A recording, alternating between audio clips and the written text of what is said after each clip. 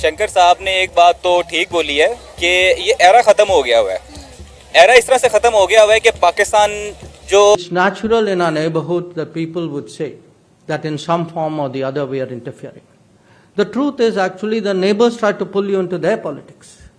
You know, when it suits them, they want you in. When it doesn't suit them, they want you out. So our challenge is actually how to get it right. सवाल पूछा गया कि India और पाकिस्तान के बीच आप कैसे ताल्लुकात देखना चाहते हैं, तो डॉक्टर एस जयशंकर ने बहुत टफ लाइन इस्तेमाल की और कहा कि पाकिस्तान और इंडिया के बीच जो बात करने का ज़माना था वो गुजर गया। और जहां तक रही बात कश्मीर की, जब से आर्टिकल 370 कश्मीर से हटा है वो मुद्दा भी हमेशा के लिए ख़त्म हो गया। आप कभी टीटीपी को पाकिस्तान के अंदर लाके आबाद करते हैं, कभी अच्छे तालिबान, बुरे तालिबान, कभी फलां। आप खुदारा इस चीज से आगे बढ़ने की कोशिश करें अगर आपके पास सलाहियत है, वरना अपनी गलतियों को तस्लीम करें, अपनी कमजोरियों को तस्लीम कर लें।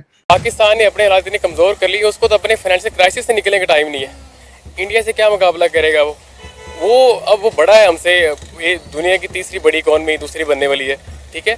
तो वो कोई बात करे, उनके पास असला भी है, सब कुछ है, लेकिन यहाँ मतलब जो पाकिस्तान या पाकिस्तान का मीडिया या जो पाकिस्तान की हुकूमत एक बड़े बड़े ख्वाब दिखा रही थी कि मोदी साहब को हमने इनविटेशन भेज दिया पाकिस्तान आने की, मोदी साहब का जहाज पाकिस्तान आ गया है, हम जी बॉर्डर खोलने की बात कर रहे हैं, हम ट्रेड करने की बात करें। इंडिया किसी भी इस तरह का कोई भी काम, ना कोई प्रोजेक्ट, इवन के बायलैटरल टॉक भी पाकिस्तान के साथ नहीं करना चाहता। लेकिन अब हम इतने कमजोर हैं कि अब पूरी खिते के ममालिक के लीडरशिप पाकिस्तान आना चाहती है तो हम इसको कंट्रोल नहीं कर सकते।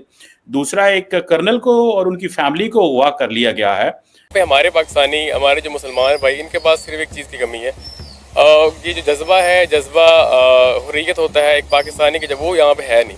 सारे पाकिस्तानी तो कहते हैं कि हम में जज्बा कूट कूट के भरा हुआ है, और आप कह रहे हैं कि जज्बे की ही कमी है। आपकी जॉब डिस्क्रिप्शन है कि पाकिस्तान को सेफ रखना, सिक्योर रखना, जो बाहर से आ रहे हो।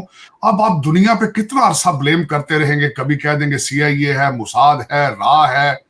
अब लोग तंग आ चुके हैं, लोग सुकून चाहते हैं। बार बार हर पाकिस्तानी, हर जो भी पाकिस्तानी के हुक्म है, उन्होंने बार बार उन्हें ऑफर किया है क्या है मामलात को सुलझाए, हम आपस में बैठे, कब तक ये चलेगी, लेकिन उनकी तरफ से रिस्पांस सही नहीं आ रहा है।